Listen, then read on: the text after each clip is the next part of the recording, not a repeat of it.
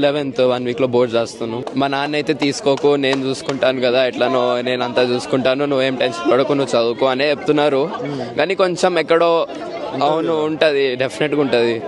So అది వెనకాల అలా తొలుస్తూ ఉంది. అంత సీరియస్ గా చదవలేకపోతున్నాను, కానీ ఏదో నాన్న అయితే చదువు మీద దృష్టి పెట్టి నేను చూసుకుంటాను, ఇదంతా ఇది అది అంతా చేయకుండా ఉంటేనే బెటర్. ఇన్ని మంది, నేను ఒక్కటే కాదు, చాలా మంది ఉన్నారు ఇది ఇలా జరుగుతున్నది.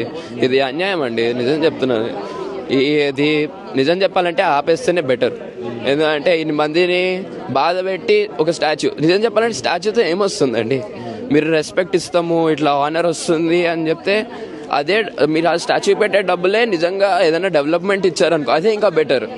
ఏం చెప్పాలంటే statues are not a form of honour అని నేను అనుకుంటాను. ఇదే స్టాచ్యూకి ఉన్న డబ్బులు వేరే మూసిని ఇంకా క్లీన్ చేయడం అని చెప్పేసి దాంట్లో పెట్టేస్తారనుకో, మా అందరికి బాధ పెట్టకుండా మా అందరినీ కొంచెం సంతోష పెట్టారనుకో, that is I think is a very good job as a CM కదా. అందరినీ ప్రజల్ని కూడా సంతోష పెట్టినట్టు అవుతుంది. నెక్స్ట్ టైం కూడా మళ్ళీ ఆడే వస్తారు, మేము మా ఓటు కూడా వెళ్తుంది అప్పుడు.